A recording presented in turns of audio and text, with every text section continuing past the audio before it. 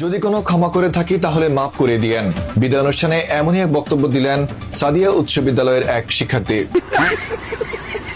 যেখানে প্রধানমন্ত্রী নিজেই তার স্ত্রীকে সময় দেয়, সেখানে তুমি কোন চ্যাটার বাল যে কিনা তার বউকে কিংবা প্রেমিকাকে সারাদিন ব্যস্ততার অজুহাত দেখায়। সংসদে দাঁড়িয়েও শিক্ষার্থীদের ভয় দেখাচ্ছেন শিক্ষামন্ত্রী মিলন। এই তোমরা কেমন আছো, লেখাপড়া করছো তো? এবার পড়াশোনার পাশাপাশি খেলতে বলেছেন প্রধানমন্ত্রী, কিন্তু কোথায় খেলতে হবে, কোন মাঠে খেলতে হবে, পড়ালেখার পাশে বসে প্রত্যেককে খেলতে হবে।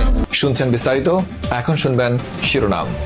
এদিকে বৃষ্টির মাঝে নিজের স্ত্রীকে ভালোবেসে ছাতা মাথায় দিয়ে হাতে হাত রেখে হাঁটছেন প্রধানমন্ত্রী তারেক রহমান, যা দেখে দেশের সকল প্রেমিকা এবং বউ সমাজ তাদের শখের বেড়াকে উদ্দেশ্য করে বলছে, যেখানে প্রধানমন্ত্রী নিজেই তার বউকে সময় দেয়, সেখানে তুমি কোন চ্যাটার বাল যে কিনা সারাদিন ব্যস্ততার অজুহাত দেখাও।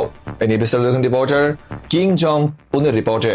কিছু কিছু বেড়া মানুষ আছে যারা তাদের শখের বেডির সামনে সবসময় ব্যস্ততা দেখায়, যেন মনে হয় পৃথিবীর সবচেয়ে বড় ব্যস্ত লোক সে নিজেই। অথচ দেশের প্রধানমন্ত্রী এত বড় একজন ব্যস্ত লোক হয়েও সারাদিন নিজের বউকে নিয়ে ঘুরতে যায়, বৃষ্টিতে ভিজতে যায়, আবার ভিজে গেলে একসাথে ছাতা মাথায় ধরে রাখে। প্রধানমন্ত্রীর বউয়ের প্রতি এমন ভালোবাসা দেখে দেশের নারী সমাজ তাদের বেড়াদের বলছে, যেখানে প্রধানমন্ত্রী নিজেই তার বউকে সময় দেয়, সেখানে তোমার এত কিসের ব্যস্ততা? তুমি এমন কোন ক্ষেতের মূলা যে তোমার এত ব্যস্ততা? আর তাইতেও বউকে ব্যস্ততা দেখানো এইসব বেড়াদের সুপারি জোড়া দরজায় চিপায় রেখে চাপ দেওয়ার নির্দেশ দিয়েছেন Lionel Messi. Reporter Kim Jong Un from news ভাইয়া।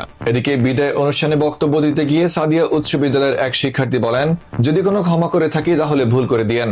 এদিকে ছাত্রীর এমন বক্তব্য শোনার পর ছাত্রীকে পড়ানোর সেই শিক্ষককে এখন আর খুঁজে পাওয়া যাচ্ছে না।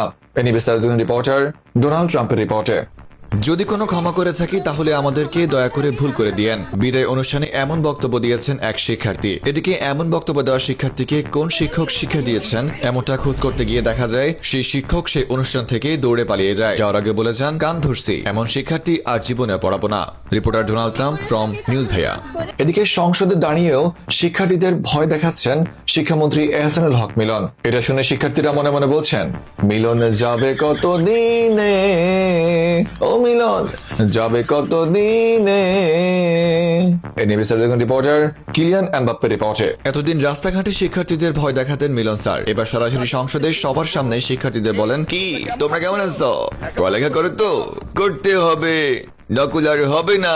শিক্ষামন্ত্রীর এই কথাগুলো নরমাল হলেও শিক্ষার্থীদের জন্য ইহা একটি হরর মুভির থেকেও ভয়ঙ্কর কথা। আর তাই তো শিক্ষার্থীরা মনে মনে বলেন, মিলনে যাবে কত দিনে, ও মিলন যাবে কত দিনে, আমার পরীক্ষার গো আমার সারা।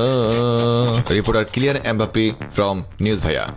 এদিকে প্রধানমন্ত্রী বলেন, পড়াশোনার পাশাপাশি সবাইকে খেলতে হবে, কিন্তু কোথায় খেলতে হবে, কোন মাঠে খেলতে হবে, কেননা দেশে খেলার মাঠের বড়ই সংকট। তাই তো ছেলেমেয়েরা এখন খেলার মাঠ খুঁজে না পেয়ে ছেলেরা মেয়েদের মন নিয়ে খেলছে এবং মেয়েরা ছেলেদের মন নিয়ে খেলছে।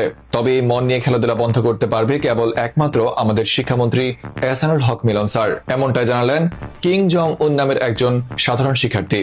এ নিয়ে বিস্তারিত দেখুন রিপোর্টার বহুনারীতে আসক্ত থেকে মারা খাওয়া পুরুষের রিপোর্টে।